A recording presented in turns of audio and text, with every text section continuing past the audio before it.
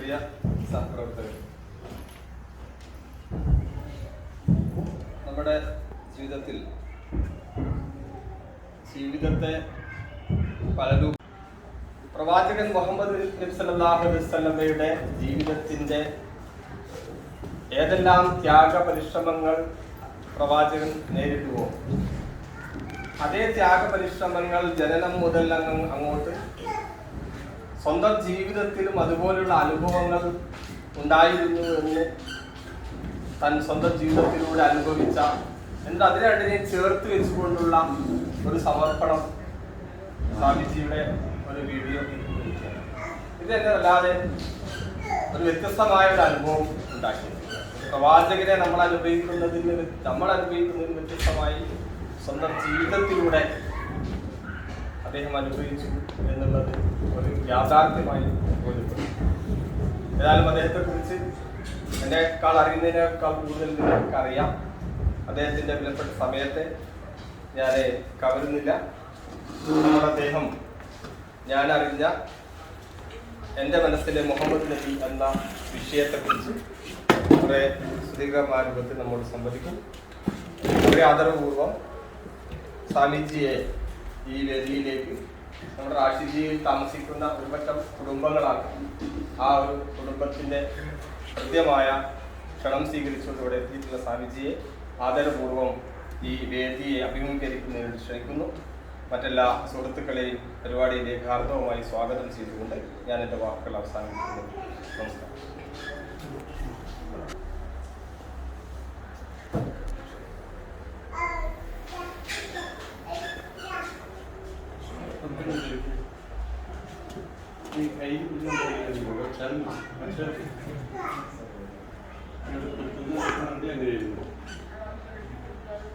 എന്റെ കയ്യാണ് സംസാരിക്കുന്നത്.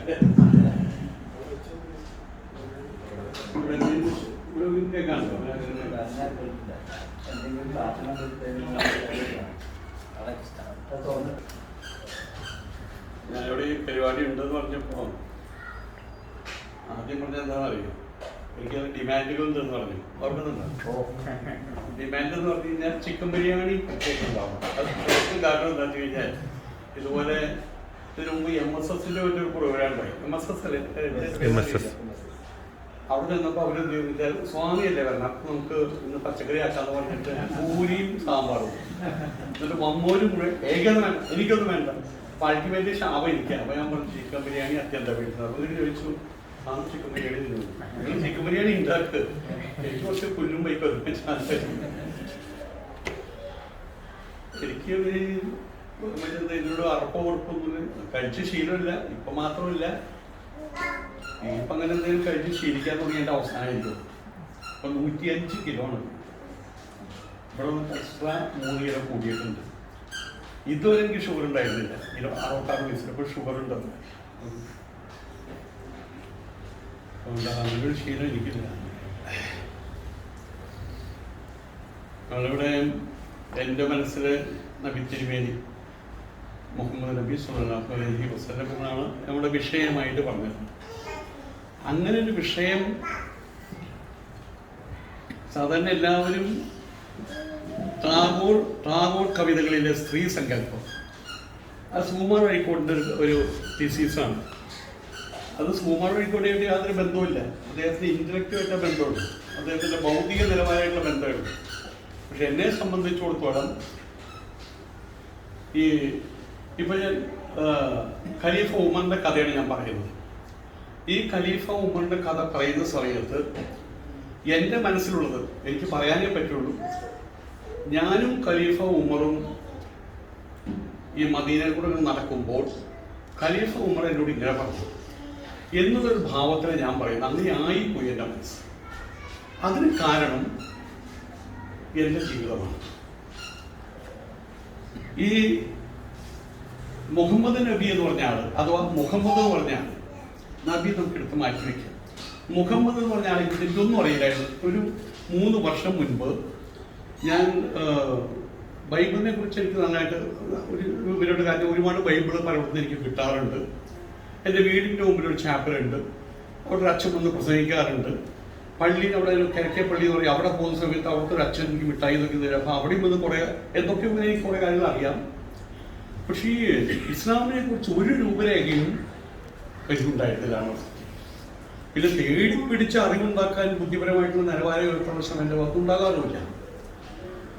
ഇതിരിക്കുന്ന സമയത്ത് വളരെ യാദൃശ്ചികമായിട്ട് ഒരിക്കൽ മഞ്ചേരിയിൽ അല്ല തിരൂര്, കോട്ടയ്ക്കൽ തിരൂര്, മലപ്പുറം തിരൂര്, തൃക്കണ്ടിയൂരടുത്ത് തിരൂര് ഒരു അമ്പലത്തിൽ പുറകിലുള്ള ചേച്ചിമാർ കേൾക്കാണ്ടോ? ഇതിലൂടെയാണോ കേൾക്കണേ? അവരുടെ അമ്പലത്തിൽ ലക്ഷാർച്ചന നടന്നു. അത് ഞങ്ങളെ സമ്മതിച്ചില്ല, കമ്മ്യൂണിസ്റ്റുകാർ ഞങ്ങളെ സമ്മതിച്ചില്ല എന്ന് പറഞ്ഞിട്ട് പോസ്റ്റ് ഞാൻ കണ്ടു. എൻ്റെ മനസ്സിൽ തോന്നി, ഞാനിപ്പോൾ അവിടെ ഈ തിരൂര് എനിക്ക് അറിയാവുന്ന ഒരാളാണ്. അതായത് പറഞ്ഞു അപ്പോൾ എൻ്റെ അടുത്തുള്ള സംഭവമാണ്, അവിടെ അടുത്തുള്ള പോലീസൊക്കെ വന്നിട്ടുണ്ട്. അപ്പോൾ ജോമാരെന്തിലേക്ക് കമ്മ്യൂണിസ്റ്റുകാരെ കുറിച്ച് കയറ്റിയത് അങ്ങനെയാണെന്ന് വെച്ചാൽ ജോമാർ കുറേ ആൾക്കാരുണ്ട്, അവർക്ക് കയറി ഭരിക്കാമായിരുന്നു. എങ്ങനെയും കമ്മ്യൂണിസ്റ്റുകാർ അവിടെ കയറിയത് ഇത്തരം കാര്യങ്ങൾ താല്പര്യമില്ലാഞ്ഞിട്ടല്ലേ എന്ന് പറഞ്ഞ് അത് അവസാനിപ്പിച്ചു. ഞാൻ എന്ത് ചെയ്തതെന്ന് ഫേസ്ബുക്ക് ഉണ്ടായിരുന്നു. ഞാൻ എന്ത് ചെയ്തു, ഞാനൊരു പോസ്റ്റ്, സ്വയമായിട്ട് നന്നാവാൻ കഴിയില്ലെങ്കിൽ പോയി കെട്ടി തൂങ്ങി ചാവിനിടാൻ ജന്തുക്കളെ എന്ന് പറഞ്ഞു. ഇപ്പൊ ഞാനൊരു പോസ്റ്റ് ഇടുന്ന സമയത്ത് 200 പേര് 300 പേര് 6 മാസം കൊണ്ട് കാണും. ഇത് രാത്രി 2 മണിക്ക് 3 മണിക്ക് കഴിഞ്ഞപ്പോൾ 50,000 പേര് കണ്ടിരിക്കും. ഞാൻ വീണ്ടും എണ്ണ 5, 10, 100 ഒരു 800 ഒരു 50,000 മാസം വരെ എനിക്ക്. അതായിരുന്നു വാസ്തവത്തിൽ എൻ്റെ ആദ്യത്തെ പുറത്തേക്ക് സ്വയം അൺഫോൾഡ് ചെയ്യുന്ന ഒരു പ്രവർത്തനം. അതായിരുന്നു വാസ്തവത്തിൽ അതിന് വല്ലാത്ത രീതിയിൽ നെഗറ്റീവായിട്ടും പോസിറ്റീവായിട്ടും അതിനെക്കുറിച്ചുള്ള അഭിപ്രായങ്ങളൊക്കെ വന്നു.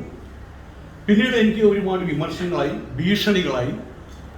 എന്തോ എൻ്റെ മണ്ടത്തരം കൊണ്ട് എന്തോ തിരിച്ചു ഞാൻ അവിടുന്ന് എങ്ങനെയാണോ ബോൾ വരുന്നത് അതുപോലെ തന്നെ തിരിച്ചങ്ങോട്ട് അടിക്കാൻ തുടങ്ങി. അതേ രീതി സ്വഭാവസ്വ പ്രവർത്തത എന്ന് പറയും. എൻ്റെ സ്വഭാവം എന്നിട്ട് പ്രവർത്തിക്കുള്ളൂ.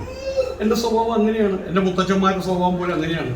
ഒരു ചെറിയ ഹാഫി ചട്ടമ്പിമാരായിട്ട് വളർന്നൊരു കുടുംബത്തിൽപ്പെട്ട ഒരാളാണ് ഞാൻ. തിരിച്ചടിക്കുന്നത് ഇത് കണ്ടിട്ട്, അതായത് ഈ ഹിന്ദുക്കൾ, ഹിന്ദു ധർമ്മം എന്ന് പറയുന്നത്, ഹിന്ദുക്കൾ എന്ന് പറയുമ്പോൾ വ്യത്യാസങ്ങളുണ്ട്. ഹിന്ദു പറഞ്ഞ ആർഷധർമ്മം, അത് വിഗ്രഹം വെച്ചുള്ള പൂജയും കാര്യങ്ങളും അതിനകത്ത് പറഞ്ഞിട്ടില്ല. ഉണ്ട്. ഇതിന് ഐഡിയൽ വർഷിപ്പ്, ത്രൂ ഐഡൽ ദർ worshipping. There is no idol worship. There is no ideal worship. Through idol they are worshiping. അതാണ് ഇത് സാധ്യം വിശ്വസാക്കുന്നില്ല അവിടെ. പിന്നീട് ചിലപ്പോൾ ഇതിൻ്റെ സംഗതിയുമായിട്ട് ചിലപ്പോൾ വരും, ആനുഷ്ഠികമായിട്ട് വരുമ്പോൾ പറയാം. അപ്പോൾ ഈ ഒരു സംഭവത്തെക്കുറിച്ച് ആസ്പദമായിട്ട് ഞാൻ വീണ്ടും അതായത് ഇതിനൊരു ശുദ്ധീകരണം ഹിന്ദു മതത്തിൻ്റെ അവരുടെ ഇംപ്ലിമെൻറ്റേഷൻ ലെവലിൽ നടക്കുന്ന വൃത്തികേടുകൾ. കേരളത്തെ സംബന്ധിച്ചിടത്തോളം മുസ്ലിം പള്ളികൾ പ്ലസ് ക്രിസ്ത്യൻ പള്ളികൾ, അതിൻ്റെ എണ്ണത്തിൻ്റെ 3 ഇരട്ടി വരും ഹിന്ദു അമ്പലങ്ങൾ. 40,000 ക്ഷേത്രങ്ങളാണ് കേരളത്തിലുള്ളത്. ഒരു മറ്റേ എന്തായാലും പറയുക, ഒരു പഞ്ചായത്തിനകത്ത് 500 ക്ഷേത്രമുണ്ടെന്നാണ് പറയുന്നത്.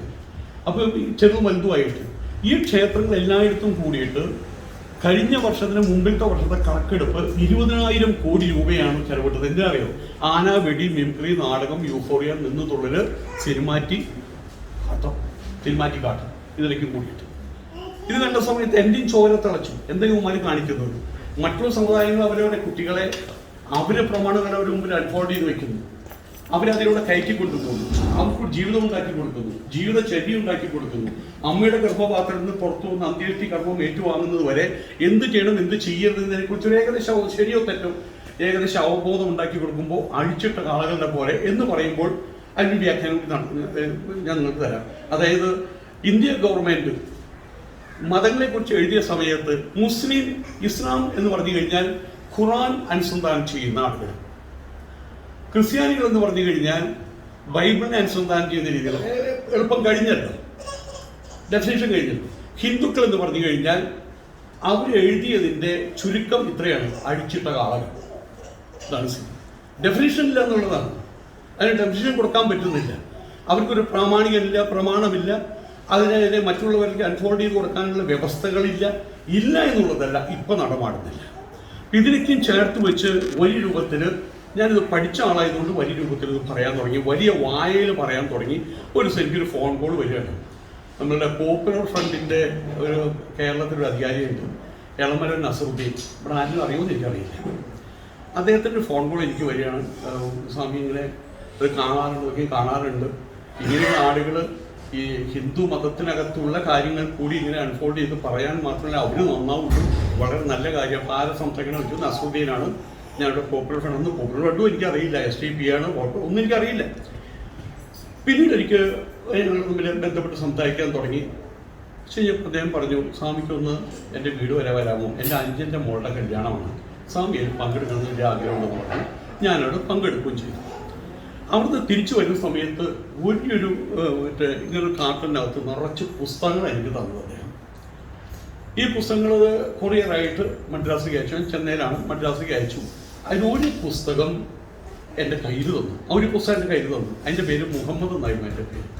അത് എഴുതിയത് ഹൈക്കൽ, അതായത് ഒരു ഈജിപ്ഷ്യൻ പണ്ഡിതനാണ് അദ്ദേഹം. ഹൈക്കൽ അത് ശരിക്കും മനുഷ്യരൂപത്തിൽ അവതരിപ്പിച്ചത്. അതായത് എൻ്റെ പ്രിയം നിറഞ്ഞ മുഹമ്മദ് എന്നല്ല, പ്രിയപ്പെട്ട മുഹമ്മദ് നബി എന്നല്ല, മുഹമ്മദ് നബി എന്നല്ല, പ്രവാചകനായിട്ടുള്ള മുഹമ്മദ് നബി എന്നല്ല, മുഹമ്മദ് നബി സ എന്നല്ല, മുഹമ്മദ്.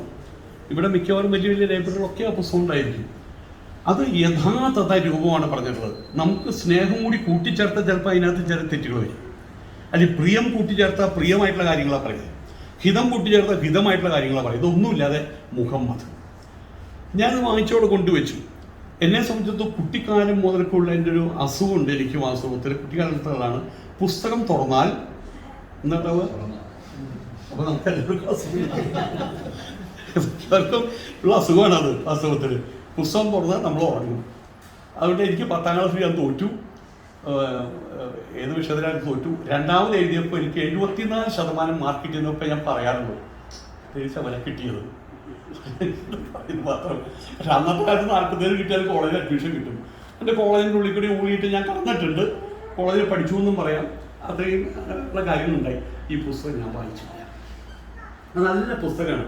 എൻ്റെ മേലെ മുഹമ്മദ് സ്വർണ്ണ ലിപിയോടെ എഴുതിയിട്ടുള്ളത്. അപ്പം എൻ്റെ ലൈബ്രറിയിൽ അത് കൊണ്ടുവച്ചു. മറ്റെല്ലാം മക്കയിലേക്കുള്ള പാത ഇതെല്ലാം കൊണ്ട് ഇങ്ങനെ അടക്കി വെച്ചു. വരുന്നവരെ കാണിച്ചു കൊടുക്കാൻ, ഞാൻ പണ്ഡിതനാണെന്ന് കാണിച്ചു കൊടുക്കാൻ വേണ്ടിയിട്ട് ഞാൻ പറയുമ്പോൾ അതിൻ്റെ പുറകിൽ നിറച്ച പുസ്തകങ്ങൾ. അങ്ങനെയാണല്ലോ യൂട്യൂബിൻ്റെ വ്യവസ്ഥ. അപ്പോൾ ഞാൻ കാണിക്കാറില്ല. ഞാനിവിടെ വന്നൊരു 3-4 ദിവസം കഴിഞ്ഞ് വീണ്ടും ഈ നസറുദ്ദീൻ കയുടെ ഫോൺ എങ്ങനെയുണ്ട് ആ പുസ്തകം, ഞാനത് പ്രതീക്ഷിച്ചതല്ല. അപ്പോൾ എൻ്റെ ഇല്ലാത്ത ബുദ്ധിയിൽ വലിയൊരു ബുദ്ധി വന്നു.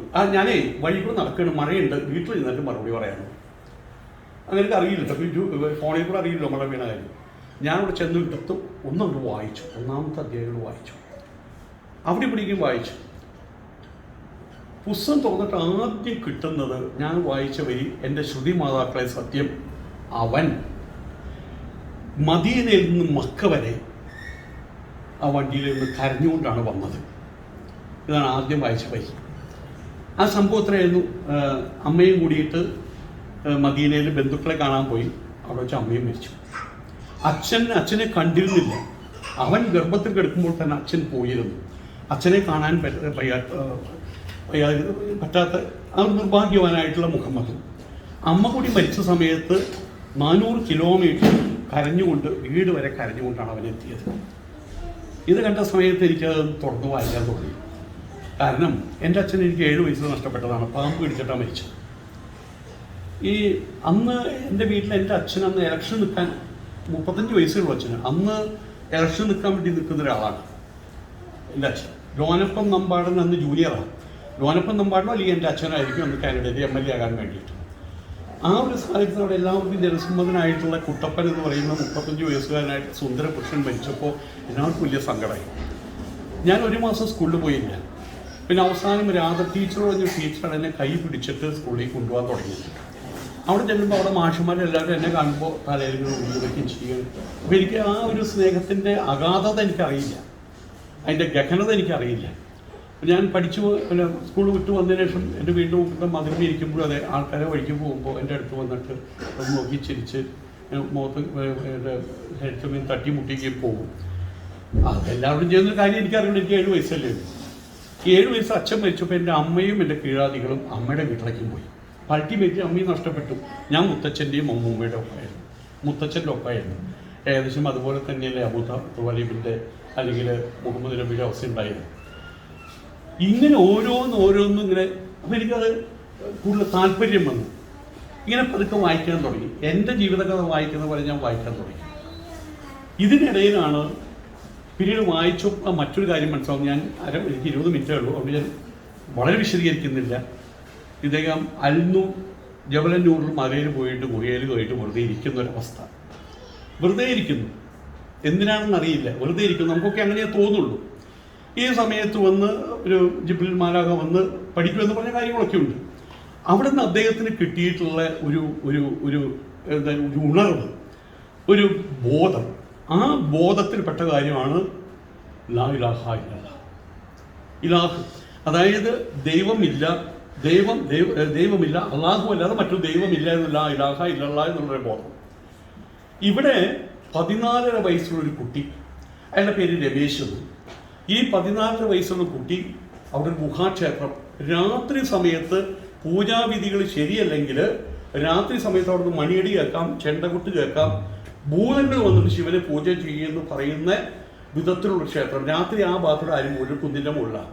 ആ ക്ഷേത്രത്തിനകത്ത് കയറിയിട്ട് എൻ്റെ കയ്യിൽ ഈ പ്രസാദം തന്നില്ല എന്ന് പറഞ്ഞിട്ട് ഞാൻ വഴക്കുണ്ടാക്കുകയെന്ന് 14 വയസ്സുള്ളൂ.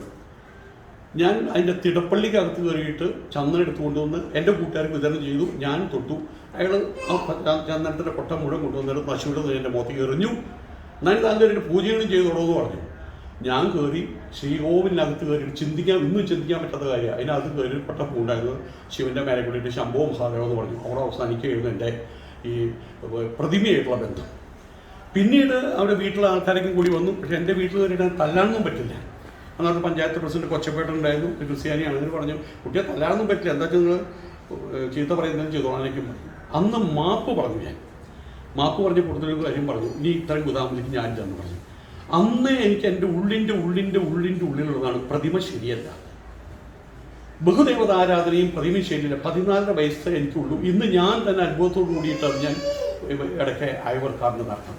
അതിനുശേഷമാണ് വാസ്തവത്തിൽ ഞാൻ രാമകൃഷ്ണ മിഷനിലേക്ക് പോകുന്നത്. അവിടെ അയ്യന്തോളം സ്ഥലത്ത് രാമകൃഷ്ണ മിഷൻ അവിടെ ചോദിച്ചു ഈ പ്രതിമ.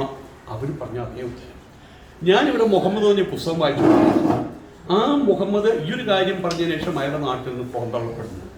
ഞാൻ എൻ്റെ നാട്ടിൽ എൻ്റെ മുത്തച്ഛനും അമ്മൂമ്മയും മരിച്ച സമയത്ത് എൻ്റെ നാട്ടിൽ നിൽക്കാൻ കഴിയാത്തൊരു സാഹചര്യത്തിൽ എൻ്റെ അമ്മയുടെ വീട്ടിലേക്ക് ഞാൻ വരുമ്പോൾ അവിടെ നിൽക്കാൻ പറ്റുന്നില്ല. അമ്മയുടെ മൂത്ത ചേച്ചിനെപ്പെട്ട ഒരു RSSകാരൻ അയാൾ എൻ്റെ ശാഖയിലേക്ക് വിളിക്കുന്നു. എനിക്കിതൊന്നും ഇഷ്ടമല്ല, ഒരാളുടെ കീഴിൽ നിൽക്കുന്ന ഇഷ്ടമല്ല.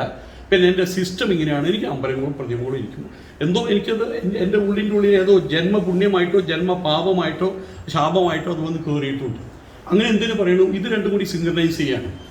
ഈ പുസ്തകം വായിക്കുന്നു, എൻ്റെ ജീവിതം മുന്നേറുന്നു. രണ്ടും ഒരേ ട്രാക്കിൽ മുന്നേറുന്നു. റെയിൽപാളം പോലെ ഞാനിവിടെ പോകുന്നു, മുഹമ്മദ് പറഞ്ഞ പുസ്തകം അതിൽ കൂടെ പോകുന്നു. അവസാനം എന്നേക്കുമായിട്ട് നിൽക്കത്തല്ലില്ലാത്തൊരു സാഹചര്യത്തിൽ ഞാൻ അയ്യത്തോടും വിടുകയാണ്. അന്നെനിക്ക് ഉടുതുണിക്ക് മറുതുണി പോലുമില്ല. ഒരു യാത്രയാണ്. അന്നെടുത്ത തീരുമാനം എത്ര മാത്രമായിരുന്നു, ഒന്നുകിൽ മരണം അല്ലെങ്കിൽ ജീവിതം. ഞാൻ മരണത്തോടാണ് കൂടുതലടുത്തത്. വാസ്തവത്തിൽ ജീവിക്കാൻ കഴിയാത്ത സാഹചര്യം. കാരണം അനാവശ്യമായിട്ടുള്ള വിദ്യാഭ്യാസമൊന്നും എനിക്കില്ല. ഞാൻ ഡോക്ടറോ എഞ്ചിനീയറോ ഒന്നുമല്ല. ആവശ്യമുള്ള വിദ്യാഭ്യാസം മാത്രമേ ഉള്ളൂ. അത്യാവശ്യമായി തുറന്ന് സംസാരിക്കാൻ അത്രമാത്രം കാണാൻ കൊള്ളാവുന്നൊരു യുവാവ് അങ്ങോട്ട് യാത്ര പുറപ്പെടുകയാണ്. അവസാനം ആ യാത്ര എത്തിച്ചേരുന്നത് പിന്നെ ഞാൻ നടനായി. ഇതിൻ്റെ ഇടയിൽ KPSC നടനായി ഞാൻ, അതിനുള്ള ഗായകനായി ഞാൻ. സുലോചന ചേച്ചിയുടെ ഒപ്പം KPSC ഗാനം കൊടുന്ന് ഞാൻ ഉദരപൂർണ്ണം കൊണ്ട് ഞാൻ എന്തും ചെയ്യുന്നുള്ള അവസരമെത്തി. ഇതും കഴിഞ്ഞിട്ട് KPSC നിന്ന് എനിക്ക് 16,000 രൂപ ഞാൻ കൂട്ടി വെച്ച് കുരുവി കൂട്ടി വെക്കണ കൂട്ടി വെച്ചുള്ള 16,000 രൂപ കൊണ്ട് ഒരു സുപ്രഭാതത്തിൽ സൂപ്പർ സ്റ്റാറായിരുന്ന KPSC സൂപ്പർ സ്റ്റാറായിരുന്നു ഞാൻ അവിടെ കൊണ്ടുപോകുന്നത്. അപ്പം അന്ന് തോപ്പിൽമാസി ചോദിച്ചു, സിനിമയാണോ ഉദ്ദേശിച്ചത് ചോദിച്ചു. അതല്ല എന്ന് പറഞ്ഞു. മണ്ടനാവരുത് എന്ന് പറഞ്ഞു. ഞാൻ കാട്ടിലേക്കാണ് പോകുന്നത്. കാടിനോട് ഭയാനകമായിട്ടാണ് സ്നേഹം.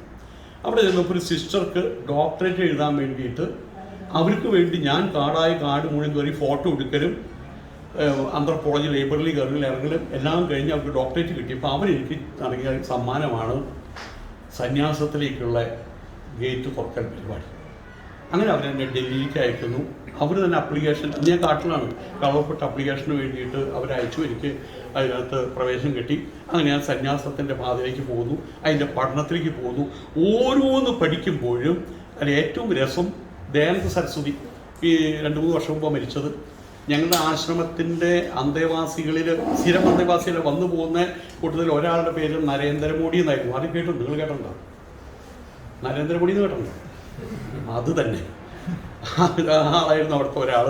പിന്നെ എൻ്റെ ഒപ്പം അവിടെ 4.5 വർഷത്തെ കോഴ്സിൽ പഠിക്കാനിരുന്ന പൊക്കം കുറഞ്ഞ അന്നേ കാവ്യ ധരിക്കുന്ന ഒരാളുണ്ടായിരുന്നു. അയാൾക്ക് ഉത്തരേന്ത്യയിലും ഉത്തർപ്രദേശിലുണ്ട്. അവിടെ മനസ്സിലായി, രണ്ടുപേരും അതിനകത്തുള്ള ആൾക്കാരാണ്. അന്നത് പറയുന്ന സമയത്ത് ഈ 4.5 വർഷത്തിനകത്തൊരു 108 പ്രാവശ്യങ്ങൾ പറഞ്ഞിട്ടുണ്ടായിരിക്കും ഇത് തന്നെയാണ് ഖുറാനിൽ പറയുന്നത്, ഇത് തന്നെയാണ് മുഹമ്മദ് നബി പറയുന്നത്. പക്ഷെ അദ്ദേഹം പറയുന്നത് പ്രോഫറ്റ് എന്ന് പറയാറുള്ളൂ. ഇദ്ദേഹം പറയുന്നതിന് പറയാം ആൻസർസി പറയാറുള്ളൂ. ഇത് തമ്മിലുള്ള താരതമ്യം ഏത് സമയത്ത് ബ്രഹ്മസത്യം ജഗന്മിഥ്യ, ബ്രഹ്മം മാത്രമാണ് സത്യം, കാണുന്നതും കേൾക്കുന്നു അനുഭവിക്കാനും കഴിയുന്ന സകല കാര്യങ്ങളും മിഥ്യയാണ്, ഉള്ളതുപോലെ തോന്നുന്നു എന്ന് മാത്രമേ ഉള്ളൂ, എന്നാൽ ഇല്ലാത്തതാണ്, ആത്മാവ് ഒന്ന് മാത്രമാണ്. ഇത് തന്നെയാണ് പ്രോഫറ്റും പറഞ്ഞിട്ടുള്ളത്, ഇത് തന്നെയാണ് ഖുറാനും പറഞ്ഞിട്ടുള്ളത്. ഇത് വീണ്ടും വീണ്ടും പറയുകയാണ്. അദ്ദേഹം പറഞ്ഞൊരു കാര്യം ഖുറാനിൽ തപ്പി ഞാൻ കണ്ടിട്ടില്ല. ഖുറാനിൽ പറഞ്ഞിട്ടുണ്ട് അത്രേ, ഈ കണ്ണുകൊണ്ട് കണ്ടിട്ടുണ്ടെങ്കിലും ഈ ഭൗതികമായിട്ടുള്ള നേത്രം കൊണ്ട് കണ്ടിട്ടുണ്ടെങ്കിൽ അള്ളാഹുവിൻ്റെ രൂപമല്ല, ഈ ചെവി കൊണ്ട് കേട്ടിട്ടുണ്ടെങ്കിൽ അള്ളാഹുവിൻ്റെ ശബ്ദമല്ല, അത് കാണാനും കേൾക്കാനും അനുഭവിക്കാനും നേരിട്ട് അനുഭവിക്കാനും കഴിയാത്ത രീതിയിൽ സാക്ഷാത്കരിച്ചെടുക്കേണ്ട ഒരു പ്രരൂപം മാത്രമാണ് എന്ന് പറഞ്ഞ് ഇതൊക്കെ ഞാൻ ഓർമ്മിക്കുകയാണ്. ഈ വായനയുടെ ഇതെല്ലാം ഞാൻ വായിച്ചപ്പോൾ എൻ്റെ ഉള്ളിൽ കയറി. ഇതെല്ലാം കഴിഞ്ഞതിന് ശേഷം അദ്ദേഹത്തിൻ്റെ പലായനം, എൻ്റെ പലായനം ചെന്നെത്തിയത് ആശ്രമങ്ങളിലാണ്. ഇതെല്ലാം കഴിഞ്ഞ് ആശ്രമത്തിൽ 4.5 വർഷത്തെ പഠിപ്പ് കഴിഞ്ഞ് ഞാൻ തൃശ്ശൂരിൽ എൻ്റെ നാട്ടിൽ തിരിച്ചെത്തുകയാണ്. അവിടെ തിരിച്ചെത്തിയ സമയത്ത് ആരും എന്നെ അറിയില്ല, അവിടുത്തെ ആൾക്കാർ എന്നെ അറിയില്ല. കാരണം ഞാൻ എൻ്റെ സ്വന്തം നാട് വിട്ട് എൻ്റെ അമ്മയുടെ വീടിൻ്റെ അവിടെയാണ് ഞാൻ കഴിഞ്ഞു കൊടുക്കുന്നത്. അന്ന് അവിടെ ഉണ്ടായിരുന്ന ഒരു പ്രഭാരേട്ടനോട് പറഞ്ഞു, നീ ഗീതയ്ക്കും പഠിച്ചിട്ടുണ്ടോ? പോയിട്ട് എന്നാൽ ഒരു ഗീത ഇവിടെ NSSനകത്ത് അന്നൊരു ഗീത നടത്തി, ഗംഭീരമായി അവർ പറയും. എനിക്കും തോന്നി ഗംഭീരമായിട്ട് എനിക്കും തോന്നി. ഇങ്ങനെ പിന്നെ ഗീതയുടെ ഒരു പ്രവാഹമായി 140 ദിവസത്തെ ഗീത, 180 ദിവസത്തെ ഗീത, ഇങ്ങനെ 140 ദിവസത്തെ ഗീത നടത്തുന്ന സമയത്താണ് എൻ്റെ പരമശത്രുവായിട്ടുള്ള നമ്മുടെ അബൂജഹലിന് തത്തുല്യനായിട്ടുള്ള എന്നെ കൊല്ലാൻ വരെ ശ്രമിച്ച ഗിറ്റാറിസ്റ്റായിരുന്നു ഞാൻ കുറേ കാലം. എൻ്റെ വിരലിപ്പ് ഇങ്ങോട്ട് മടങ്ങലുണ്ട്, ഇങ്ങനെ നിൽക്കുന്നു. ഈ വിരലുമ്പ് വെട്ടിക്കൂട്ടി ഇതിവിടെ വെട്ടുണ്ട്, പുറകിലേക്കും വെട്ടുണ്ട്, എന്നെ വെട്ടിക്കൂട്ടാൻ ശ്രമിച്ച RSSകാരനായിട്ടുള്ള എൻ്റെ വലിയച്ഛൻ ഈ അബൂജഹൽ അവസാനം വയ്യാണ്ട് കിടക്കുമ്പോഴാണ് ഞാനവിടെ 142 ദിവസം ഗീത നടത്തുന്നത്. പിന്നീട് അതിന് ഞാനിട്ട പേര് എൻ്റെ മക്കാബിച്ച എന്നാണ് ഞാൻ പേരിട്ടത്. ഇതെല്ലാം കൂടി നോക്കുന്ന സമയത്ത് എന്തോ നിങ്ങൾ ആലോചിച്ച് നോക്കൂ, എനിക്ക് അഗാധമായിട്ടുള്ളൊരു പ്രേമം, ഒരു സ്നേഹം ഈ മുഹമ്മദ് എന്ന് പറഞ്ഞ ആളുകൾ ഉണ്ടായിട്ടെങ്കിൽ അത്ഭുതമുണ്ടോ വാസ്തവത്തിൽ? പിന്നീടാണ് ഞാൻ ഈ ഇതിലെ കഥകൾ, ഈ മുഹമ്മദ് എന്ന് പറയുന്ന പുസ്തകം, നബി തിരുമേനിയുടെ കഥകൾ, അത് പറയാനുള്ള കാരണം ഇതിങ്ങനെ വായിച്ചുകൊണ്ടിരുന്നാൽ തീരില്ല. വായിച്ചു കഴിഞ്ഞാൽ 2 അധ്യായം വായിക്കുമ്പോൾ ഈ ഉറക്കം എന്ന് പറഞ്ഞാൽ അസുഖം വരും. പിന്നീട് എനിക്ക് തോന്നിയത് യൂട്യൂബിൽ ഇങ്ങനെ 15 മിനിറ്റ് ആയിട്ട് പറയുക. അതെന്നോട് പറഞ്ഞത് എന്താണെന്ന് വെച്ചാൽ, ഈ പറഞ്ഞ നസുദ്ദീൻ തന്നെ പറഞ്ഞു, അങ്ങേക്ക് യൂട്യൂബിൽ ഇത് പറഞ്ഞുകൂടെ, മറ്റുള്ളവർക്ക് ഉപകാരമാവില്ലേ, അങ്ങനെയാണ് യൂട്യൂബിൽ പറയുന്നത്. അത് പറയുമ്പോൾ ഞാൻ വിചാരിച്ചു എനിക്ക് പഠിക്കാൻ വേണ്ടിയിട്ട് പറയാമെന്നുള്ള രീതിയിൽ ഞാനത് പറഞ്ഞിരുന്നു വാസ്തവത്തിൽ. കാരണം ഞാൻ പഠിപ്പിക്കുമ്പോഴാണ് കൂടുതൽ പഠനം ശരിക്കും മനസ്സിലേക്ക് കയറി വരിക, പഠിക്കുമ്പോഴല്ല, പഠിപ്പിക്കുമ്പോഴാണ്. അതുകൊണ്ട് ഞങ്ങളുടെ സ്വാമി പറയാനുണ്ട്, നിങ്ങൾ ഇവിടുന്ന് വിട്ടുപോയി കഴിഞ്ഞാൽ എസ്പെഷ്യലി ഫോർ സാൻസ്ക്രിറ്റ് 2 ഇരകളെ സമ്പാദിക്കാനാണ് പറയുക. മുമ്പിൽ നിന്ന് കേൾക്കാൻ 2 ഇരകളെ, പൈസ കൊടുത്താലും കുഴപ്പമില്ല, നിങ്ങളുടെ നിന്ന് സംസ്കൃതം വിട്ടുപോകുന്നു. അപ്പോൾ വാസ്തവത്തിൽ ഞാൻ യൂട്യൂബിൽ ഇത് പറയുമ്പോൾ അത് പറയുന്ന ആ അവസരം ഞാൻ പഠിക്കുമല്ലോ എന്ന് പറയാൻ തുടങ്ങിയതാണ്. പക്ഷേ ഓരോ ദിവസം ഇടുന്ന സമയത്ത് അതിൻ്റെ പുറകിലെ സ്വാമിയെ സന്തോഷം, സ്വാമിയെ ഞങ്ങൾക്ക് സന്തോഷം, സ്വാമിക്ക് അനുഗ്രഹം ഉണ്ടാവട്ടെ, ഹിദായത്ത് കിട്ടട്ടെ, ഇതിങ്ങനെ എൻ്റെ ജീവിതത്തിൽ കേൾക്കാത്ത രീതിയിൽ പ്രേമപൂർണ്ണമായിട്ടുള്ള സ്നേഹപൂർണ്ണമായിട്ടുള്ള കമൻറ്റുകൾ വരുന്ന സമയത്ത് ഞാൻ ആവേശം വരുന്നതിനാവുന്നുണ്ട്. പിന്നീട് ഞാൻ നബി തിരുമേനിയുടെ 400ഓളം എപ്പിസോഡ് തയ്യാറാക്കിയത് യാതൊരു വിധത്തിലുള്ള ബുദ്ധിമുട്ടുകളില്ലാതെ. കാലത്ത് എഴുന്നേറ്റ് കഴിഞ്ഞാൽ 4-5 എപ്പിസോഡുകളൊക്കെ ഞാൻ ഒരു ദിവസം പറഞ്ഞിരുന്നത്. ഇങ്ങനെ 10-12 എപ്പിസോഡ് ബാക്കി നിൽക്കുമ്പോഴൊക്കെ ഞാൻ ചിലപ്പോൾ ഒന്ന് സ്റ്റോപ്പ് ചെയ്ത് വിശ്രമിക്കുക. അതിനുശേഷം അത് കഴിഞ്ഞ സമയത്ത് എൻ്റെ മനസ്സിൽ വന്നതെന്ന് വെച്ചാൽ വീണ്ടും ഒന്നുകൂടി പറയാമോ. പക്ഷെ ആ സമയത്താണ് എനിക്ക് മറ്റുള്ള പുസ്തകങ്ങൾ, അന്ന് എൻ്റെ കയ്യിൽ ഇല്ലാത്ത കുറേ പുസ്തകങ്ങൾ എനിക്ക് വീണ്ടും അയച്ചു കിട്ടി. അതാണ് അബൂബക്കർ സിദ്ദീഖിൻ്റെയും ഉമറിൻ്റെയും അലിയുടെയും അതുപോലെ തന്നെ ഉസ്മാൻ്റെയായിട്ടുള്ള കഥകളൊക്കെ എനിക്ക് കിട്ടിയത്. അപ്പം ഞാൻ വിചാരിച്ചു ഇനി സ്വഹാബികളുടെയും ഖലീഫകളുടെയും കഥ ഞാൻ പറയാൻ കഴിയും. ഇത് പറയുന്ന സമയത്ത് അതിനകത്ത് വരുന്ന ചില തത്വസംഹിതകൾ, ഖുറാനുമായിട്ട് ബന്ധപ്പെട്ട തത്വസംഹിതകൾ, ഈ തത്വസംഹിതകൾ നമ്മൾ തോന്നിയ പോലെ പറയരുത്. എന്നോട് പലരും പറയാറുണ്ട് മുസ്ലിമാകാൻ പറയാറുണ്ട്. മുസ്ലിമാകാൻ ബുദ്ധിമുട്ടില്ല. നമ്മളിപ്പോൾ ഞാനിങ്ങനെ പോയി കഴിഞ്ഞാൽ പ്രത്യേക പരിപാടികൾ ഒപ്പിച്ചാൽ മുസ്ലിമാവാം. പക്ഷേ ഇസ്ലാമിനെ അനുസന്ധാനം ചെയ്ത് കഴിയുന്ന ഒരാളാവില്ല. അത് നമ്മൾ അറിയണം. അതൊരു ജന്മഭൂമി എന്നാണ് ഞാൻ പറയുക. അതൊരു ശ്രോത്രിയനും ബ്രഹ്മനിഷ്ഠനുമായിട്ടുള്ള ഒരാളിൽ നിന്ന് പഠിക്കണം. ശ്രോത്രിയൻ എന്ന് പറഞ്ഞു കഴിഞ്ഞാൽ പറഞ്ഞു തരുന്ന ടീച്ചർ, ബ്രഹ്മനിഷ്ഠ എന്ന് പറഞ്ഞാൽ അതനുസരിച്ച് ജീവിക്കുന്നവൻ. അല്ലാത്ത ഒരാളുടെ അടുത്ത് പോയിട്ട് കമ്പ്യൂട്ടറിനോട് പഠിപ്പിച്ചാൽ കമ്പ്യൂട്ടറിൽ ഖുർആൻ തിരിച്ചു പറയും, അതുകൊണ്ട് കാര്യമില്ലല്ലോ. ഇസ്ലാം ഉള്ളിൽ വന്ന് അറിയുന്ന ഒരു കാലഘട്ടത്തിൽ ചിലപ്പോൾ അങ്ങനെ ആയി തീരാം സ്വാഭാവികമായിട്ട്. അത് ഞാൻ ആകാൻ പോകുമെന്ന് പറഞ്ഞിട്ട് എടുത്ത് ജമ്പ് ചെയ്യാൻ പറ്റുന്ന ഒരു സാഹചര്യം അല്ലല്ലോ പറയുന്നത്. അപ്പോൾ അങ്ങനെ പലരും പറയാറുണ്ട്. ഏതായാലും ഇതിങ്ങനെ പറഞ്ഞുകൊണ്ടിരിക്കുന്ന സമയത്ത് ഇതിനകത്ത് ചിലപ്പോൾ ശൂന്യ സ്ഥലങ്ങൾ വരും. ഇവിടെ എന്താ പറയുന്നത് അറിയില്ല. കാരണം അവിടെ പറയുന്നത് തത്വസംഹിതയാണ് പറയുന്നത്. ഉദാഹരണത്തിന് അവിടെ പോയിട്ട് ജബലന്നൂർ മലയിൽ പോയിരുന്നപ്പോൾ മറ്റേ ഗബ്രിയേൽ മാലാഖ വന്ന് ഇക്രഹ് എന്ന് പറഞ്ഞു, മറ്റേ വായിക്കെന്ന് പറഞ്ഞു. അപ്പൊ നമ്മളുടെ എന്താ പറയുക പ്രിയങ്കരിയായിട്ടുള്ള ടീച്ചർ അറിയാലോ, ജാമ്യ ടീച്ചർ ഒരു ചോദ്യം ഉന്നയിച്ചു. എനിക്കൊരു അറിയില്ലായിരുന്നു.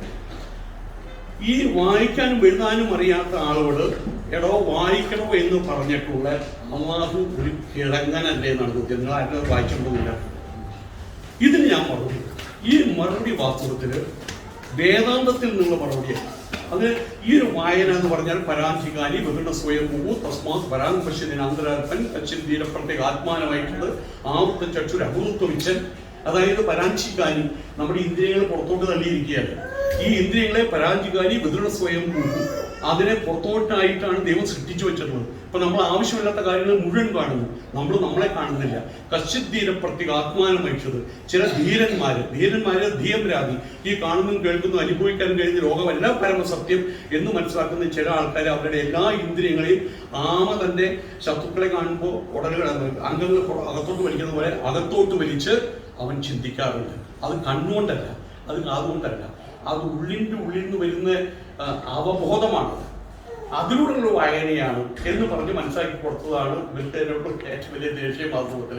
അല്ലാതെ എവിടെ ഒരാൾ വന്നിട്ട് ഒരു പുസ്തകം നോക്കിയിട്ട് വായിക്കടാ, അറബി വായിക്കടാ എന്ന് പറഞ്ഞ ഒരു പരിപാടി അംഗീകരിക്കണം പറഞ്ഞത് അത് ഉള്ളിൽ നിന്ന് അശരീരിയാണ് വാസ്തവത്തിൽ. എനിക്ക് മറ്റേ കൽപ്പനയിൽ ശരീരമില്ലാത്ത രൂപമെന്ന് ഉള്ളിലിരുന്ന് പറയാണ് വായിക്ക്. എന്ത് വായിക്ക്?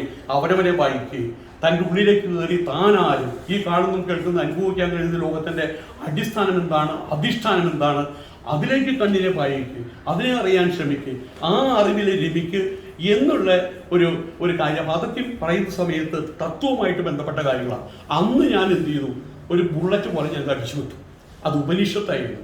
ഇത് ചെയ്ത സമയത്ത് അലിയാർ കാസ്മിയെ പോലുള്ള ആളുകൾ, മറ്റു പല ഉസ്താദുമാരും, ജിഫ്രി മുത്തുക്കോയ തങ്ങളടക്കം അതിനെ പ്രകീർത്തിച്ചു. നിങ്ങൾ നന്നായിട്ട് ഖുറാൻ പഠിച്ചിട്ടുണ്ട് എന്നുള്ള രീതിയിൽ. സത്യം പറഞ്ഞു കഴിഞ്ഞാൽ there is no bit of difference between that and this എന്നുള്ളതാണ് സത്യം. ഖുറാന്റെ ഏടുകൾ കീറിയിട്ട്, ഗീതയുടെയും ഉപനിഷത്തിന്റെ ഏടുകൾ കീറിയിട്ട് നമ്മൾ വട്ടിക്കകത്തിട്ടിട്ട് ജിഫ്രി മുത്തുക്കോയ തങ്ങളെയും ദയാനസ്വാമിയെ കൊണ്ടുവന്നിട്ട് ഒന്ന് വേർതിരിച്ചെടുക്കാമോ? ഉപനിഷത്തിനെ അങ്ങോട്ട് വേർതിരിച്ചെടുക്കുക, ഖുറാൻ ഇങ്ങോട്ട് വേർതിരിച്ചെടുക്കാമെന്ന് പറഞ്ഞാൽ ഹാർഡ്ലി പോസിബിൾ, നടക്കുന്ന കാര്യമല്ല. അതാണ് സത്യം. പഠിച്ചവനാണ് ഈ പറയുന്നത്. ആയതുകൊണ്ട് തന്നെ ഖുറാന്റെ വചനങ്ങൾ പഠിച്ചിട്ടില്ലെന്ന് പറയാൻ പറ്റില്ല, വായിച്ചിട്ടുണ്ട്. ഏകദേശ കാര്യങ്ങൾ ചില ആനുഷംഗികമായിട്ടുള്ള ആവശ്യത്തിന് വേണ്ടി പഠിച്ചിട്ടുണ്ടെങ്കിൽ പോലും അതിനകത്ത് വ്യാഖ്യാനമായിട്ട് ഞാൻ ഇറങ്ങിപ്പോയിട്ടില്ല. പക്ഷേ ഇന്ന് അതിൻ്റെ ആവശ്യമില്ലെന്ന് ചിന്തിക്കുന്ന ഒരാളാണ് ഞാൻ. ഖുറാൻ ഉപനിഷത്തുകൾ പഠിച്ചിട്ടുണ്ടെങ്കിൽ, ആധികാരികമായിട്ട് പഠിച്ചിട്ടുണ്ടെങ്കിൽ, ഒരു ശ്രോത്രിയിൽ നിന്നും ബ്രഹ്മനിഷ്ഠയിൽ പഠിച്ചിട്ടുണ്ടെങ്കിൽ പിന്നെ ഖുറാൻ വേറെ പഠിക്കേണ്ട ആവശ്യമില്ല. അബൂബക്കറിന്റെ വീട്ടിൽ നിന്ന് കടയിൽ നിന്ന് പഞ്ചസാരയും, പിന്നെ ജോസഫിന്റെ വീട്ടിൽ നിന്ന് കടയിൽ നിന്ന് പഞ്ചസാരയും, നാരായണൻകുട്ടിയുടെ കടയിൽ നിന്ന് പഞ്ചസാരയും കൂടി കൊണ്ടുവന്ന ആളാണോ മതേതരത്വം വിളയാടുക?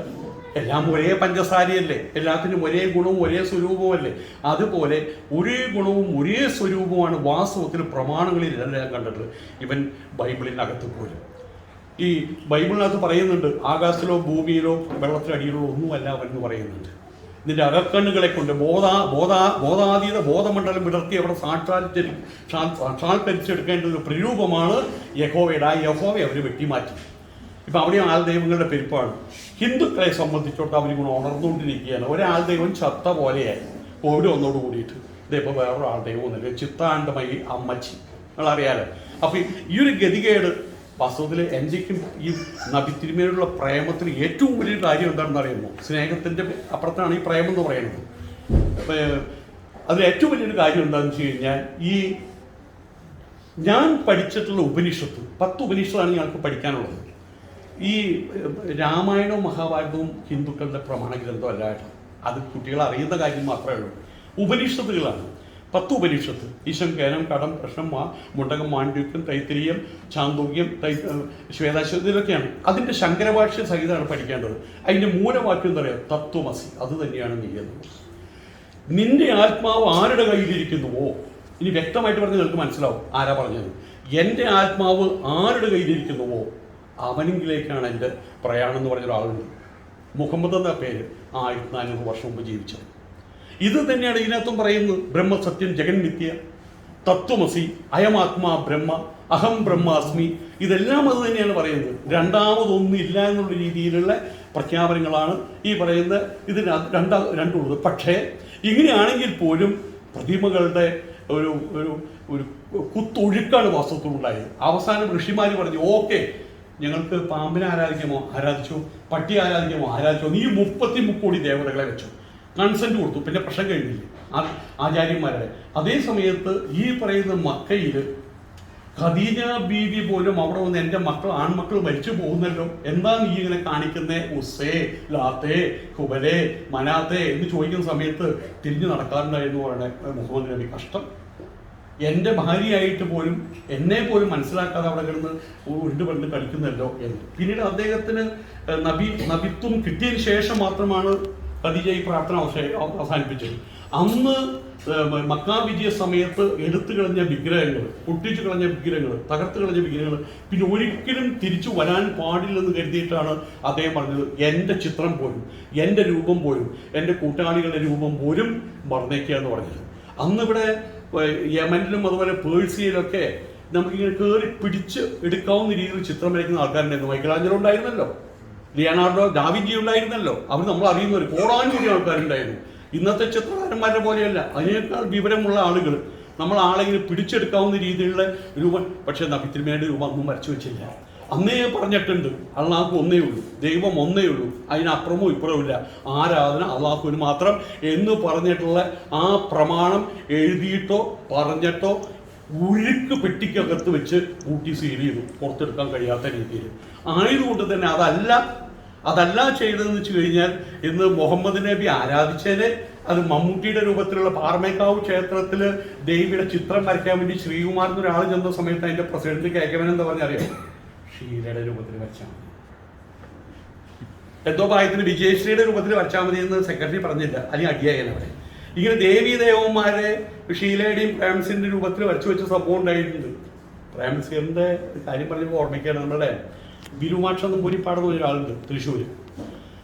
അങ്ങേരുടെ അവിടെ 200 വർഷമായിട്ട് കത്തുന്ന വിളക്കൊക്കെ ഉണ്ട്. അവിടെ പോയിട്ടൊക്കെ ഉണ്ടാവും, കണ്ടിട്ടൊക്കെ ഉണ്ട്. അവിടെ പ്രേംസിന് ഷൂട്ടിങ്ങിന് ചെന്നു. അപ്പോൾ ഈ തിരുമേനി പറഞ്ഞു, ജോനൊരാൾ വരുന്നില്ലേ? ഉണ്ട്, അകത്തേക്ക് കയറ്റണ്ട കേട്ടോ. ഇല്ല, പുറത്തേ ഉള്ളൂ, അകത്തുള്ള വരെ സെറ്റ് ഇട്ട് നടത്തിക്കോളാം. അങ്ങനെ ഈ ജോനോൻ അവിടെ എത്തി. അപ്പോൾ ഈ ജോനോൻ മനസ്സിലായില്ലേ പ്രേംസിയർ. അപ്പോൾ അങ്ങനത്തെ ഈ വീടൊന്നും ചുരുക്കാണ് 16 കെട്ട, അങ്ങനെ ഒരു മോഹം, അകത്തിയോട്ട് കയറാനും പറ്റില്ല, അങ്ങനെ ചൂടാവുന്ന ആളുന്നത് അങ്ങനെ ആയിക്കോട്ടെ എന്ന് പറഞ്ഞു. അങ്ങനെ നടന്ന് ഒരു സ്ഥലത്ത് നിന്നപ്പോൾ വിരൂപാക്ഷ നമ്പൂരി പൂജ നടത്തിക്കൊണ്ടിരിക്കുകയാണ്. ഓം ബ്രഹ്മണേ നമഃ പൂജ നടത്തിക്കൊണ്ടിരിക്കുകയാണ്. ഇത് നോക്കിയപ്പോൾ നല്ല പരിചയമുള്ള രൂപം. കൃഷ്ണപൂജയുടെ സിനിമയിൽ പ്രേംസിയർ ശ്രീകൃഷ്ണയുടെ അഭിനയിച്ചിട്ടുണ്ട്. ആ ഫോട്ടോ വെച്ചിട്ട് ആരാണ് പ്രേംസിയറിനെ കണ്ടുകൊണ്ട് ഇങ്ങനെ പറഞ്ഞു, നിങ്ങളാണോ ആ ജോനോ എന്ന് പറഞ്ഞ ആളതെ, കയറിയിരിക്കൂ എന്ന് വീടിനകത്തേക്ക്. അപ്പോൾ പ്രൊഡ്യൂസർ എന്ന് ചോദിച്ചു, കാട്ടൂർ ബാലട്ടൻ, തിരുമേനി അപ്പോൾ ഈ ജോനോനെ വീട്ടിൽ, ഇയാൾ ജോനോനെ എന്താ സൂര്യ തേജസ്സല്ലേ എന്ന് പറഞ്ഞു വരുന്നത്. എന്താ വെച്ച് കഴിഞ്ഞാൽ ഞാൻ എന്തോ ഒരു കൂട്ടത്തിൽ പറഞ്ഞപ്പോൾ പറഞ്ഞു വരുന്ന പല രൂപത്തിലും പല ഭാവത്തിലും പല മുഹമ്മദ് നബിമാരും ആഹുമാരും കൂടി ഉണ്ടായേനെ. പക്ഷെ അന്നേ സമയത്ത് അന്ന് തന്നെ ആ സ്വാർത്ഥ താല്പര്യ സംരക്ഷണം പോലും മാറ്റി വെച്ചുകൊണ്ട് എന്നെ പോലും ഓർക്കരുത്, എന്നെ നിങ്ങൾ ബഹുമാനിച്ചോളൂ, എന്നെ സ്നേഹിച്ചോളൂ, ആരാധനയരുത് അന്ന് കൃത്യമായിട്ട് പറഞ്ഞ് ആ പറച്ചിൽ കൃത്യമായിട്ട് എൻ്റെ ഭാഷയിൽ പറയുമ്പോൾ ഉരുക്ക് പെട്ടിക്കകത്താണ് ആ കൽപ്പന കൂട്ടി വെച്ചത്. ആർക്കും തുറക്കാൻ കഴിയാത്തപ്പോൾ രൂപത്തിൽ മന്ത്രപ്പൂട്ടിട്ട് പൂട്ടി, നമ്മുടെ വേറൊരു പൂട്ട് മോഹൻലാലിൻ്റെ സിനിമയുണ്ടല്ലോ മണിച്ചിത്രത്താഴ് പൂട്ടി വെച്ചിരിക്കുകയാണ്. അല്ലെങ്കിൽ ഇവിടുത്തെ ഉസ്താദുമാരെ എല്ലാവരും കൂടി ഉണ്ടാക്കി വെച്ചേനെ. ഇപ്പോഴും പലയിടത്തും ഇങ്ങനെ പൊന്തി വരുന്നുണ്ട്, പക്ഷെ അത് വ്യാപകമായാലും അതുണ്ടായില്ല. വാസ്തവത്തിൽ 1400 വർഷം മുമ്പ് മുഹമ്മദ് നബി പറഞ്ഞ അതേ കാര്യങ്ങൾ അതിൻ്റെ മേലെ നമ്മുടെ ബുർജ് ഖലീഫ ഉണ്ടാക്കുമ്പോൾ അടിത്തറ കല്ലാണ്, അതിവിടുത്തെ സാധാരണ വീട്ടിൻ്റെ അടിത്തറയും കല്ലാണ്. മേൽഭാഗത്ത് നമ്മൾ അത്യാവശ്യം വ്യത്യാസങ്ങൾ വരുത്താം, ചോപ്പടിക്കാം, പച്ചടിക്കാം, അതൊക്കെ ചെയ്യാൻ മാറ്റങ്ങൾ വരുത്താം, UAE മാറ്റങ്ങൾ വരുത്തുന്നത്. പക്ഷെ അതിൻ്റെ അടിസ്ഥാന ശില, അതിൻ്റെ ആധാരം, അതിൻ്റെ സബ്സ്ട്രാറ്റം അതിന്നും 1400 വർഷങ്ങൾക്ക് മുമ്പ് നബി തിരുമേനി പറഞ്ഞ അതേ കാര്യങ്ങളാണ്. അതാണ് അദ്ദേഹത്തെ സ്നേഹിക്കാനുള്ള മറ്റൊരു കാരണം. ഒരുപാട് കാര്യങ്ങളുണ്ട്. ഞാൻ ഈ പറയുമ്പോൾ നിങ്ങൾക്കറിയാം, മറ്റേ പറയാൻ വാക്കുകളില്ലാത്തതുകൊണ്ടെല്ലാം നിർത്തുന്നത് നിങ്ങൾക്കറിയാം, എൻ്റെ സമയമായതുകൊണ്ടാണ്. പിന്നെ നബി തിരുമേനിയെ ഇത്രയും സ്നേഹിക്കാനുള്ള ഒരു കാരണം കൂടി എന്നോട് ഒരാൾ ചോദിച്ചു, പെട്ടെന്ന് ചോദിച്ചാൽ അതിന് മറുപടി പറഞ്ഞാൽ എന്താ അറിയാമോ? ലോകോത്തര ഗുണ്ട കൊട്ടേഷൻ അന്നുണ്ടായിരുന്ന നമ്പർ 1 കവലച്ചട്ടമ്പി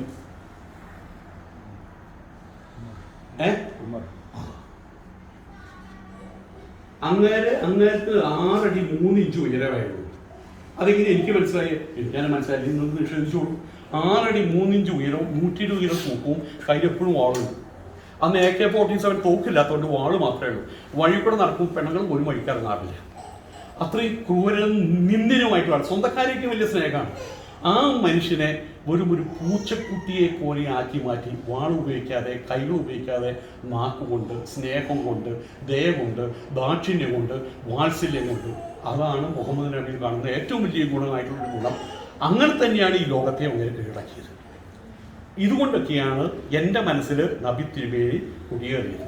അതുകൊണ്ടാണ് ഞാൻ എവിടെ പോകുമ്പോഴും എൻ്റെ മനസ്സിലെ മുഹമ്മദ് നബി സ്വല്ലല്ലാഹു അലൈഹി വസല്ലം എന്ന ഒരു വിഷയം തിരഞ്ഞെടുത്ത് സംസാരിക്കാനുള്ള കാരണം അതാണ്. ഒരുപാട് സംസാരിക്കാനുണ്ട്, ഒരുപാട് എനിക്ക് സംസാരിക്കാനുണ്ടെന്നും സംസാരിക്കാൻ അറിയാമെന്നും നിങ്ങൾക്ക് എനിക്കറിയാം. പക്ഷേ ചില മര്യാദകളുണ്ടല്ലോ, 20 മിനിറ്റ്. അതുകൊണ്ട് ഞാൻ ഇപ്പോൾ നിർത്തുകയാണ്. നമസ്കാരം. ചോദ്യം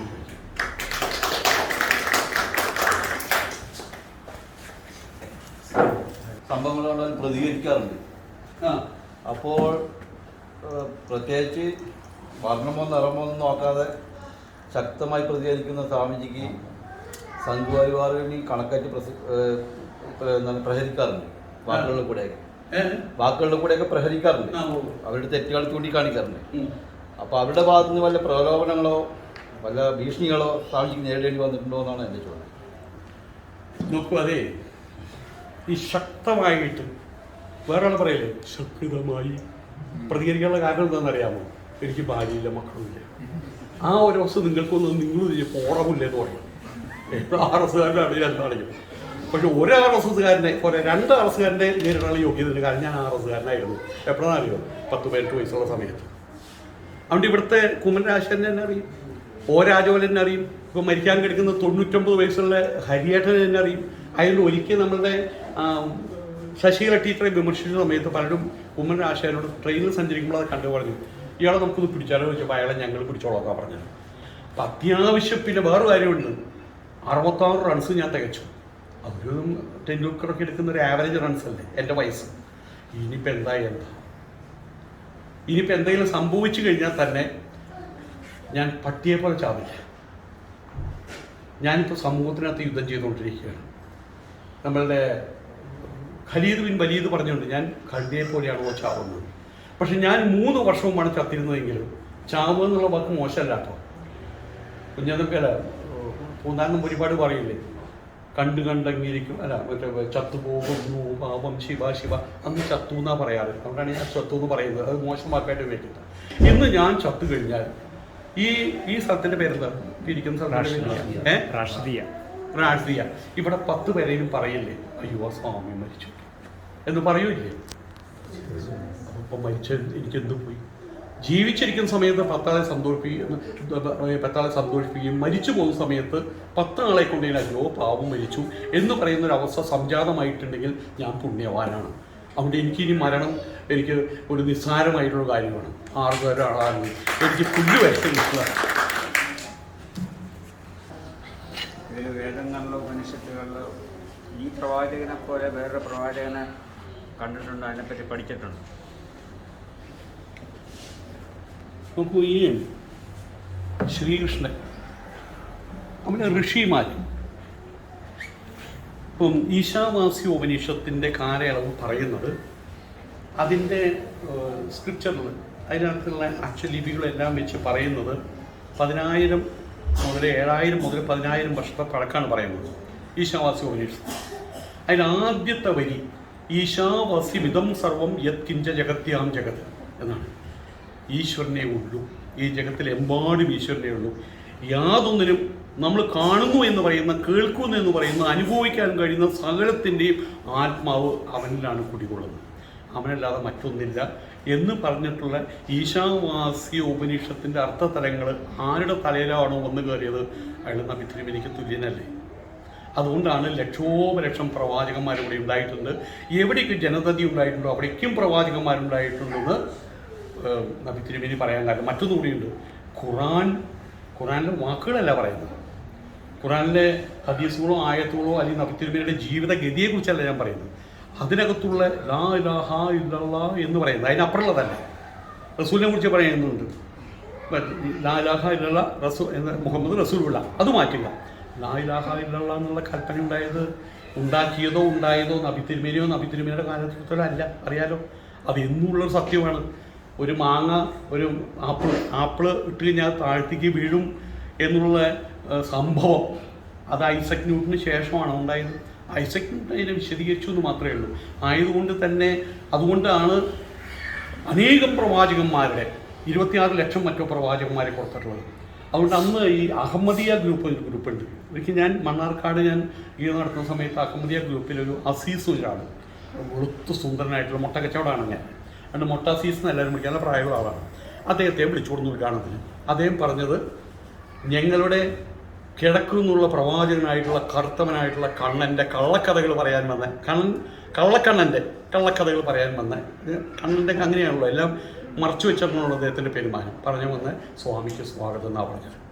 അപ്പോൾ എല്ലാ ശ്രീകൃഷ്ണനെയും ശ്രീരാമനെയും എല്ലാവരെയും അവരുടെ തത്വവിശേഷങ്ങൾ, മറ്റേ കഥകളല്ല, കംസനെ കൊന്നു അല്ലെങ്കിൽ രാമനെ കൊന്നുള്ള അവരുടെ തത്വവിശേഷങ്ങളുണ്ട്.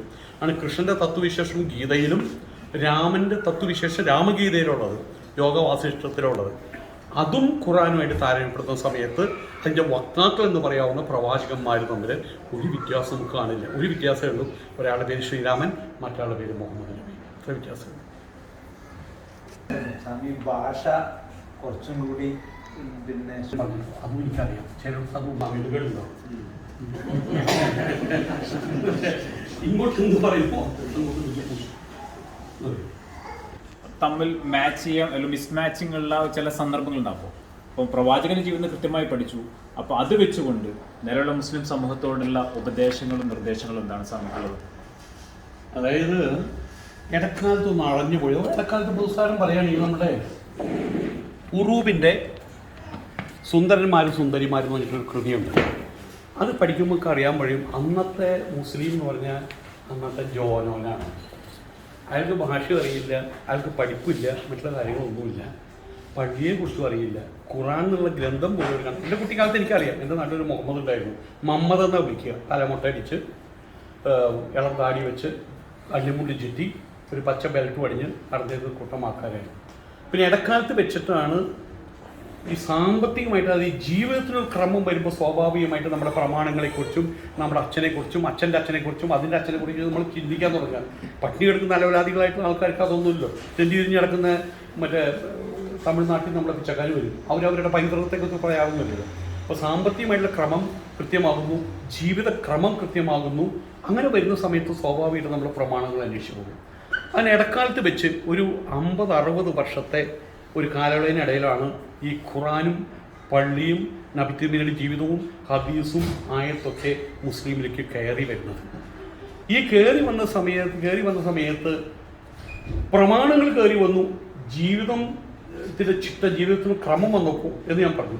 ജീവിതത്തിൻ്റെ ക്രമം എപ്പോഴും വരുന്നത് എങ്ങനെയാണ്? റോട്ടി കപ്പട മക്കാൻ, ആഹാരം വസ്ത്രം പാർപ്പിടം, അതാണ് ഫണ്ടമെൻ്റൽ റിക്വയർമെൻറ്റ്. അത് കൃത്യമാകുക, അത് കൃത്യമാകാനാണ് ജീവിതക്രമം കൃത്യമാകുക. അതിൻ്റെ മേലെയാണ് നമുക്ക് നമ്മൾ ആര്, ഹൂ ആം ഐ എന്നുള്ള ചിന്ത വരുന്നത്. നമ്മൾ ആരാണ്, നമ്മുടെ പൈതൃകം എന്താണ് എന്ന് ചിന്ത വരിക. പട്ടിണി കിടക്കുന്നതിനാണ് ചിന്ത വരില്ല. പക്ഷെ ആ ചിന്ത വന്നപ്പോൾ ഇത് രണ്ടും കൂടിയിട്ടാണ് ഒരുമിച്ച് മുന്നേറേണ്ടത്. അതായത് ഒരു പക്ഷിക്ക് 2 പക്ഷങ്ങൾ പോലെ. താൻ ആരാണ്, കസ്തും കോഹം കുത ആയാതക, ഹൂ ആം ഐ, ഞാൻ ആരാണ്, ഫ്രം വേർ, എവിടുന്നാണ് വരുന്നത്, വേ ടു ഗോ, എവിടേക്കാണ് പോകേണ്ടത് ആണ് കസ്തും കോഹം കുത ആയാതക എന്ന് പറയുന്നത്. ഇതാണ് ആധ്യാത്മിക ചിന്ത. അവനവനിലേക്ക് തിരിഞ്ഞുള്ള ചിന്ത. മറ്റൊരു ചിന്ത ഇന്നത്തെ ജീവിതം എങ്ങനെ മുന്നോട്ട് കൊണ്ടുപോകും, അത് ഭൗതിക ചിന്ത. ഈ ഭൗതികതയും ആവശ്യമാണ്, ആധ്യാത്മികതയും ആവശ്യമാണ്. ഭൗതികതയുടെ നിലനിൽപ്പ് ആധ്യാത്മികതയിലാണ്. ആധ്യാത്മികതയുടെ നിലനിൽപ്പിൻ്റെ അർത്ഥത്തിലും ഭൗതികതയിലുമാണ്. ഈ രണ്ട് പക്ഷങ്ങൾ കൃത്യമായിട്ട് വീശുമ്പോഴാണ് പക്ഷി മേലോട്ട് പറക്കുന്നതെന്ന് അർത്ഥം. ഇടക്കാലത്ത് വെച്ച് പൈസ കുന്നുകൂടിയ സമയത്ത് ആധ്യാത്മികതയുടെ ചിറയിൽ നിന്ന് കുറേ തൂവൽ കൊഴിഞ്ഞു പോവുകയും മറ്റേ തൂവൽ ശക്തി പ്രാപിക്കുകയും ചെയ്ത സമയത്ത് മുസ്ലിം കമ്മ്യൂണിറ്റി ചാഞ്ഞു പറക്കാൻ തുടങ്ങിയിട്ടുണ്ടായിരുന്നു നടക്കാൻ വെച്ച്. ആ ഒരവസ്ഥ കൃത്യമായിട്ട് പറയുകയാണെങ്കിൽ ഞാൻ തമാശ രൂപത്തിലാണ് സത്യം പറയുന്നത്.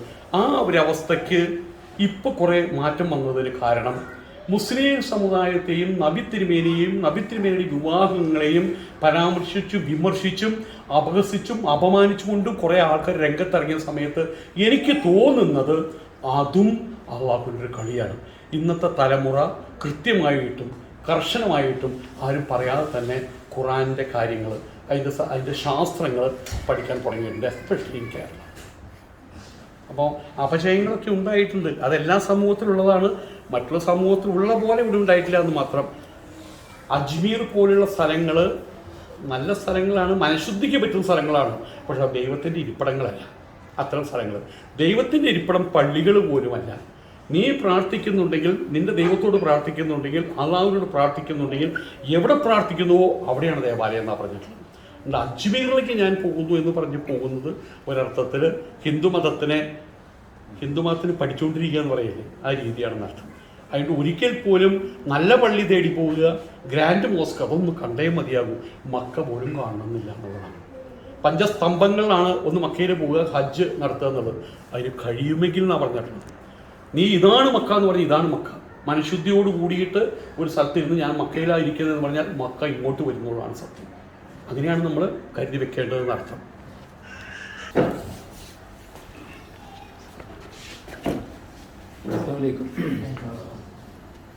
ഏതായാലും വളരെ സന്തോഷമുള്ള ഒരു സായാഹ്നത്തിലാണ് നാം കൂടിയിരിക്കുന്നത്.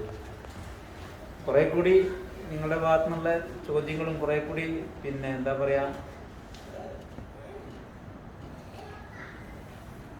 ആധ്യാത്മികമായ കാര്യങ്ങളെപ്പറ്റി ചോദിക്കാമായിരുന്നു സ്വാമിയോട്. സനാതന ധർമ്മത്തെപ്പറ്റിയും സനാതന ധർമ്മത്തും ഇസ്ലാമും തമ്മിലുള്ള ഒരു കമ്പാരിസണൊക്കെ ഈ പ്രസ്തുതനെ പറയുന്നതിനേക്കാളും എനിക്ക് കേൾക്കാനൊക്കെ താല്പര്യതയുന്നു. യഥാർത്ഥ സനാതന ധർമ്മവും ഇസ്ലാമും ഒക്കെ പറയുന്ന ഒരേ നേരത്തെ ഈ അടുത്ത കാലത്ത് വേറെ ചില ആൾക്കാരെ പറയാത്തുണ്ട്. എല്ലാം സ്വാമി പറഞ്ഞ പോയിന്റാണ് അത്. ആ കാര്യങ്ങൾ കുറേ കൂടി ഒരു ഇൻ്റലക്ച്വൽ ലെവലിലുള്ള കുറേ കാര്യങ്ങൾ പറയാൻ കഴിവുള്ള, സാധാരണ നാം കാണാറുള്ള കേൾക്കാറുള്ള സ്വാമിമാരുമായിട്ടുള്ള അദ്ദേഹം വളരെ ഡെപ്തിൽ കാര്യങ്ങൾ ഹൈന്ദവ പുരാണങ്ങളും ഉപനിഷത്തുകളും വേദങ്ങളും വളരെ കൃത്യമായി പഠിച്ചത് നന്നായിട്ട് പ്രസൻറ്റ് ചെയ്യാൻ കൂടി കഴിവുള്ള ഒരു വ്യക്തിയാണ് അദ്ദേഹം. ഞാൻ കുറേ കാലമായിട്ട് ഫോളോ ചെയ്യുന്നുണ്ട്. അത് ഈ കോവിഡ് തുടങ്ങിയ കാലത്താണ് ഞാൻ ആദ്യം അദ്ദേഹത്തെ യൂട്യൂബിൽ കൂടി കാണാൻ സാധിച്ചത്. അതിനുശേഷം നേരിട്ട് ബന്ധപ്പെട്ടു. അങ്ങനെ ഒരു 1-2 വർഷമായിട്ട് നല്ല ബന്ധപ്പെട്ടിട്ടുണ്ട്. പക്ഷെ അങ്ങനത്തെ കാര്യങ്ങൾ കുറേ കൂടി ഇത് ഒരു അരമണിക്കൂറുണ്ടോ 1 മണിക്കൂറോ ഉണ്ടൊന്നും സംവദിക്കേണ്ട, അല്ലെങ്കിൽ അവസാനിപ്പിക്കേണ്ട ഒരു ചർച്ചയല്ല സ്വാമിയുമായിട്ടുള്ള അഭിമുഖം എന്ന് ഞാൻ പറയുന്നത്. കാരണം ഒത്തിരി കാര്യങ്ങൾ നമ്മൾക്ക് ഒരു മിസ്റ്റിക് രൂപത്തിലുള്ള റിലിജിയനെ പരിചയപ്പെടാനും അത് മനസ്സിലാക്കാനൊക്കെ ഉള്ള നല്ലൊരു അവസരമായിരുന്നു. ഇനിയും വേണമെങ്കിൽ അദ്ദേഹത്തിന് കിട്ടും. അദ്ദേഹത്തിന് ഈ നില തുടരാനും ജനങ്ങളെ, മനുഷ്യ സമൂഹത്തെ കൂടുതൽ ബോധവൽക്കരിക്കാനും ദൈവം അനുഗ്രഹിക്കട്ടെ. അതിന് ആയുസ്സും ആരോഗ്യം നൽകട്ടെ എന്ന് മാത്രം പറയുകയാണ്. സ്വാമിജിയുമായി ചില കാര്യങ്ങളൊക്കെ സംസാരിച്ചു. മുഹമ്മദ് സാർ പറഞ്ഞതുപോലെ വളരെ വിശാലമായ ഉപനിഷത്തുകളും വേദങ്ങളും പ്രവാചകന്മാരും ദൈവവുമായി ബന്ധപ്പെട്ട വളരെ വിശാലമായി കാലഘട്ടത്തിൻ്റെ ആവശ്യമായി വരുന്ന ഒരു വിഷയമാണ് നാം ചർച്ചയ്ക്കെടുത്തിരുന്നത്. ഈ ഒരു വിഷയത്തിൽ വീണ്ടും മുന്നോട്ട് ഉള്ള സമയങ്ങളിൽ ഇത്തരത്തിലുള്ള ആശയവിനിമയങ്ങളും ചർച്ചകളുമായി മുന്നോട്ട് പോകാം. ഈ ഒരു സമയത്ത് നമുക്ക് വളരെ ഗഹനമായി നമ്മൾ സമയത്തിൻ്റെ പരിമിതിക്കുള്ളിൽ നിന്നുകൊണ്ട് വളരെ വിശാലത്തിലുള്ള ക്ലാസ്സുകൾ, ചർച്ചകൾ, ചിന്തകൾ നമുക്ക് പങ്കുവെച്ചു തന്ന സ്വാമിജിക്ക് ഈ റാഷിദിയ മലയാളി കൂട്ടായ്മയുടെ നന്ദി രേഖപ്പെടുത്തുകയാണ്.